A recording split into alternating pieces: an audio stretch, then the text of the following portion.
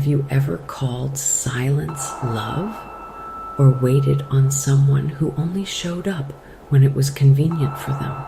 Sometimes we don't realize we're starving until someone offers us a meal. This is about the ones who settle for crumbs. Somewhere along the way, we were taught that crumbs were a feast, a text back, a quick reply, a vague compliment, a half commitment, and we clung to it like it meant everything. We tell ourselves it's better than nothing because we've forgotten what enough even feels like. This is the fantasy trap, the place we enter when love feels like a prize to win, when silence feels safer than rejection, when we accept almost love, almost effort, almost truth, and call it home. This story is not just fiction, it's a mirror. Welcome to the fantasy trap. Why we accept breadcrumbs in love. They never meant to stay, not really. Each of them stumbled into the fantasy trap by accident, or so they believed.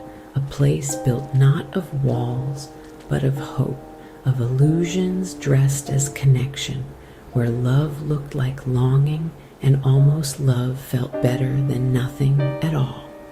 Elena was the first, the one who gave her love like an offering without asking for anything in return.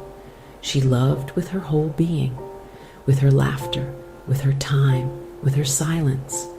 She memorized his favorite foods, tracked the weather to remind him to bring a coat, and stayed up past midnight just to be a comforting voice when he needed one. But he never truly needed her. Not really. He only reached for her in moments of loneliness when the world was too quiet and his ego needed stroking. He never showed up on birthdays, never planned a date, never asked how she was really doing. But when he texted, "Hey you," after weeks of nothing, her stomach still flipped. He had the kind of smile that could convince you to stay in hell if he promised to visit, and he always said just enough to keep her hoping. Her friends warned her, "You deserve more," but more felt unfamiliar, and unfamiliar felt unsafe. So she told herself, maybe I'm just not patient enough. She shrunk her needs to fit his convenience. She rationalized his silences as shyness and made excuses for why he always lit up for everyone else but seemed dim around her. She didn't realize she was caught in the fantasy. Not yet. Miles was the second, the rock, the one everyone leaned on. He was dependable, kind, always the first to offer a ride, alone, a listening ear. People called him such a good guy, but no one ever asked how much it cost him. He had learned young that love came with conditions. So he became the fixer, the pleaser, the silent sufferer. He dated people who drained him, then called it love when they thanked him. He canceled plans with himself to show up for people who never asked how he was. Inside, he ached, not from anger, but from invisibility. He screamed in silence every time he said, "I'm fine," when he wasn't. His needs were buried beneath layers of service, his desires folded into corners. He believed that if he gave enough, bent far enough, proved his worth, someone would finally stay. But when they didn't, he didn't stop giving, he just gave more. His soul whispered, "What about me?" But the world had taught him that choosing himself was selfish. So he stayed, bleeding kindness and calling it strength.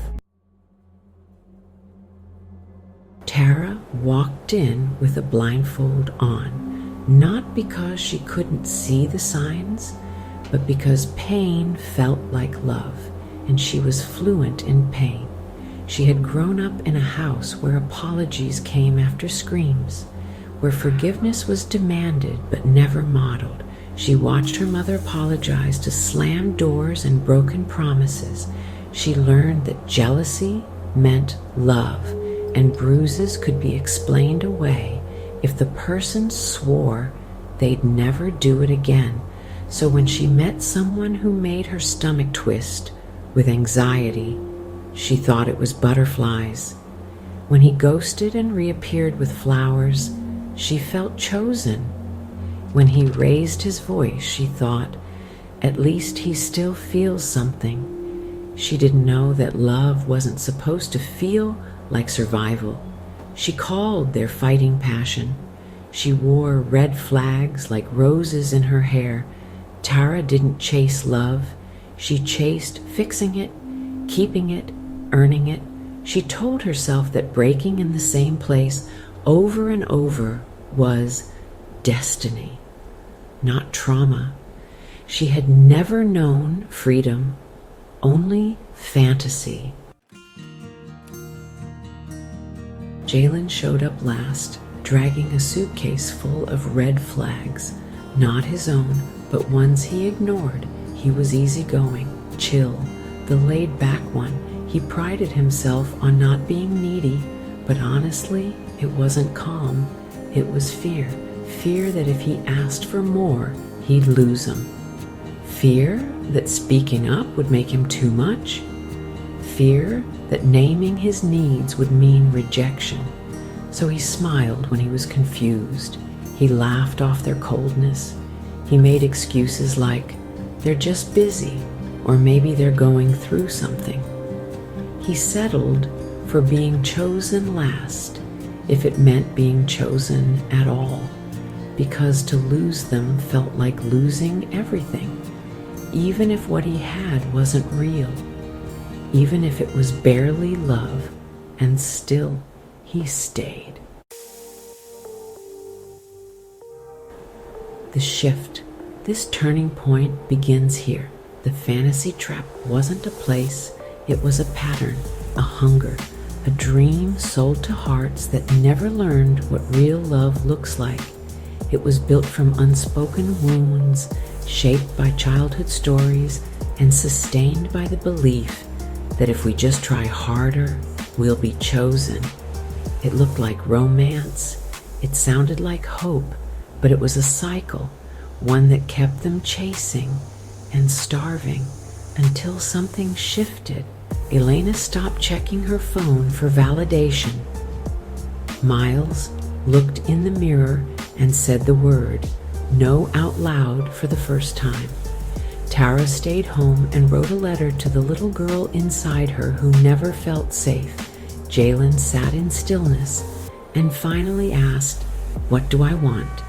and waited long enough to hear the answer. They didn't escape the fantasy all at once. There were no fireworks, no apologies from the ones who hurt them, no grand goodbye, no closure text, just a quiet unraveling, a slow return to their breath, to their bodies, to their truth, and one by one they found something they had never been taught to seek, a mirror, and in that mirror they saw the one person they had abandoned again and again, themselves.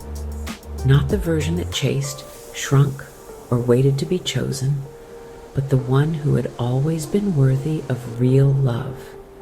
The fantasy hadn't broken them. It had revealed where they were still searching outside for what was waiting within. If this story felt like your story, the shrinking, the silence, the hoping, the almost love, well, you're not alone. You've simply been caught in a trap many of us were never taught to escape. But now that you see it, you can choose something different. This video is part of the Love Truths Echoes from the Edge series. The full ebook is titled The Fantasy Trap: Why We Accept Breadcrumbs in Love.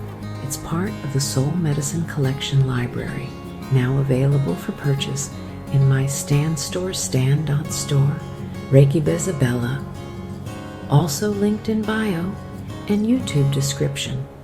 You are not too much.